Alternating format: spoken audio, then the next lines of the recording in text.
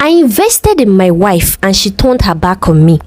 I had an office job, a proper 9 to 5 that made me feel like a man. One Monday, I walked in and was told to prepare for the worst, that we might lose our jobs. Why? News spread that one of our team members had duped the company and fled the country without a trace. Sack letters had already been printed, waiting for us. But there was a catch. If you can pay half of the money your colleagues stole, you won't be fired. Hi besties, you're welcome back to another story. If you're new here in my channel, my name is Pressy Patrick and here I read out true life experiences about people's life. If this is something you like, please consider subscribing to my channel. Like this video, share this video with your loved ones, and remember to turn on the notification bell so that whenever I post, you'll be the first to get notified. So today I'll be reading out two interesting stories. So if you want to comment, just type story 1 and then leave your comment about the story. Now let's get right into this. I walked towards it. I emptied my savings, sold almost everything I owned just to cover my share so they wouldn't fire us. After they took my money and put us through that hell, they still fired us anyway. My salary hadn't been our only lifeline. We were a 2-income household because I had supported my wife during our 6 years courtship. I opened a hair business for her, which eventually grew into a boutique. So while my savings were gone, there was hope she could hold us together until I found another job. Don't worry, you will get another one. Let's put our hope in God. He will provide for us, honey, she told me. Most of the responsibilities I once handled fell to her. Bills, my haircut, the small things I needed, even the big ones. I searched for jobs and took any gig that came my way. It wasn't much, but it helped. Still, I was petrified. I knew how badly some women handle a man without a job.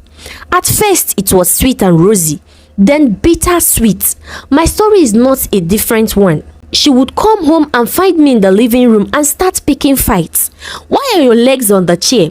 Why did you open your legs wide like that? At some point, I stopped eating the meals she prepared.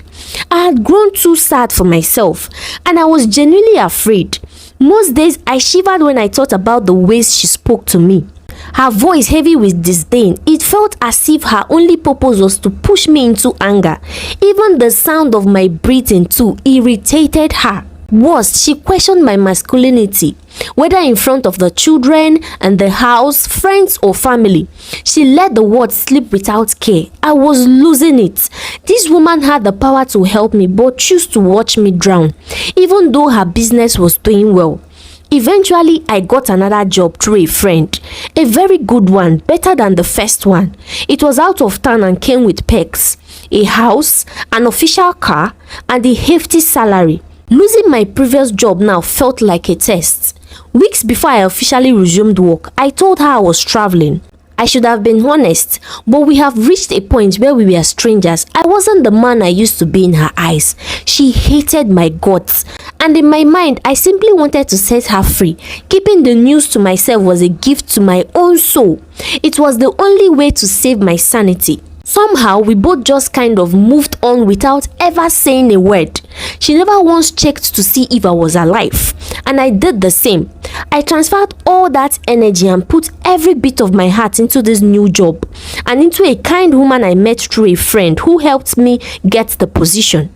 After more than a year of silence, my wife appears at my office. She said, "I am here to take my seat next to you as your legally wedded wife and move into our home." I smiled. Our home? Which home? You can't show up after a year of no communication and tell me you are moving into my house. I told her I didn't even recognize the woman standing there. I even told her the woman I met is pregnant and we are working on building our future together. Since that day, she has shown up at my workplace almost every morning, shouting loud and unrelenting. I fear I may lose this job too. When I asked her for a divorce, she said, "Over my dead body. It's me and you until Jesus comes." I do not believe this is love. It feels like hurt trying to wound me back. I know I made a mistake. I should have asked for a divorce before I left home. Back then, she would have agreed. I no longer have feelings for her. I do not love her anymore. After all that time without a word, I believed she had moved on. Now, if she's not at my workplace, she's at my house, screaming and drawing a crowd. Her mother supports her and says she's within her rights, which only fuels her fire. I need an advice on what to do next. If this continues, I will lose my job. They already know her face where I work. Please, someone should advise me before I go crazy. What do you think about the story? To comment, just write story 1 and leave your comment in the comment section. Now, let's head on to the next story. Story number 2. My husband kicked me out of the house for supporting my parents. Anytime he starts giving me attitude in the morning, I know he might have gone through my phone during the night while I was sleeping and might have found something that doesn't sit well with his spirits. He won't find cheating on my phone or find me chatting inappropriately with another man. He wouldn't find those things to get angry about. But by all means, my husband will find something to swell about. So that morning, after giving me the silent treatment for so long, and I was also trying not to engage him, he burst out, "How much did you send to your father yesterday?" We both have a joint account that we contribute to equally. He earns more, but that doesn't prevent him from asking me to contribute the same amount as he does. The account is for emergencies and also for future projects. He doesn't touch it and I don't touch it. But after contributing that much, I'm left with very little. He complains that he's the one who takes care of me, so I shouldn't have the right to complain about how much I have left after contributing to the joint account. But this is what he doesn't understand, that I have parents who would call every now and then to ask me for favors. They are old and retired. Unfortunately for me, I belong to the generation where our parents used us as their retirement benefit. I'm also the eldest, so whenever their wheels run dry, I'm the one they ask for oil. I don't have much, but I try to save something for my parents, and my husband has a problem with that. According to him, I should let him know when I'm sending money to my parents and how much. His parents are dead, but that doesn't stop him from sending money to his aunts and uncles once in a while. So that morning, when he asked about how much I sent to my father, I decided to ignore him. He wouldn't let me go. He held me by the shoulders and talked over me in a raised voice. "I know how much you sent, but I want you to repeat it. So you have this much and you still tell me you don't earn much?" I still ignored him because we had that conversation over and over again. Everything I say gets him angrier. He started shouting, "Ever since we got married, all you think about is your family. When was the last time you bought something for me? When was the last time you took care of this house without me? But you will have money for your family."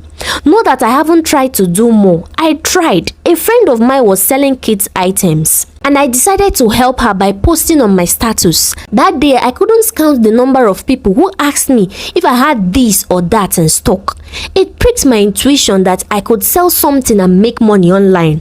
I started selling items on my status. I even discussed with him that I was going to take a loan from the office so I could buy more.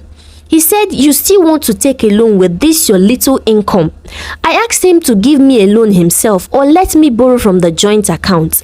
He said no. I struggled bit by bit to buy and sell on my status and on Facebook. Just when I was picking up steam to buy more and sell more, this man said, "Why are you behaving like I don't take good care of you? You're allowing this to take all your time and I hate it."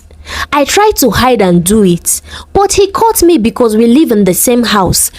He pushed me out of that trade and told me that if that was what I wanted to do, that I should go to my parents' house and do it. It hurt me so badly that I cried. He had done a lot of things to me that felt like bullying, but none made me cry until that day. I had to stop because I wanted my marriage to work. We were only 2 years in and I didn't want to be the one to wreck it. My mom got sick. I tried with my other 2 siblings, but we needed more money as time went on. So out of frustration, I ended the standing order on my account. So that month, I could have my full salary. That was the only way for me to raise enough. When my husband realized my contribution didn't hit the joint account, he asked why, and I told him I cancelled the standing order. He asked why, I told him my mom's health was at stake here. He got triggered because I had mentioned my family. I knew everything he would say, so I prepared for it. He didn't say anything new apart from asking why I got married if my family was that important to me. I asked, you won't give me when I ask you. Why did you marry me if you are not ready to help me in any way or my family? That got him livid, and he started acting like a possessed fetish human being. Who feeds you in this house? The roof over your head, who made it possible? The utilities, who pays them? I wouldn't have married you if I knew you would be this ungrateful. I have had enough, and it was up to my neck. I responded, do you think I would have married you if I knew you would be this cold towards my needs? For the first time I spoke back, and he didn't enjoy it. He started packing my things and throwing them at me. Then there is no need to be here. Go back to your parents' house and leave me alone. I sat and watched. He held me by my shoulders and shoved me out.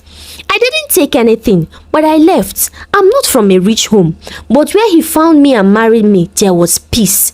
I went home and slept without telling my parents the issue. They knew there was a problem, so they pushed until I let it all out. My dad screamed. Wow, my mom was dumbfounded. They didn't advise me to go back or tell me what to do.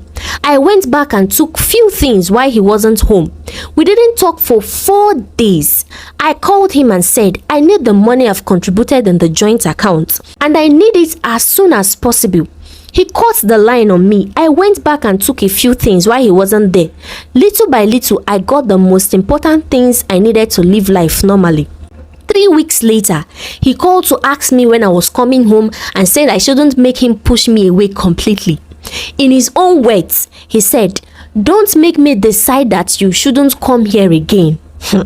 You better come back before we get to that point. I responded, oh, we are still not at that point yet.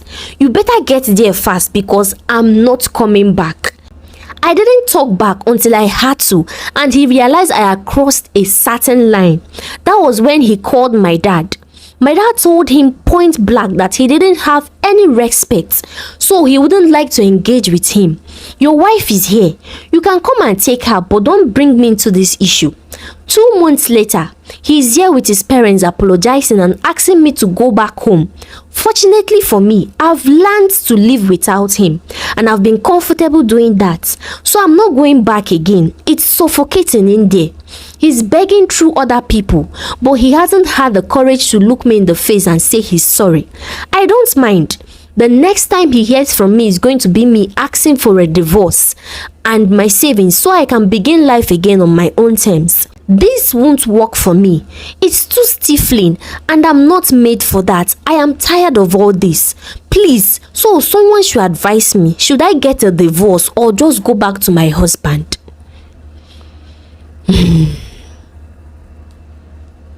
What do you think about the story? Write your thoughts in the comment section. Thank you so much for watching, and please remember to like this video, share with your loved ones, and please don't forget to subscribe to my channel if you haven't. Thank you so much for watching. I'll see you on my next video. Bye.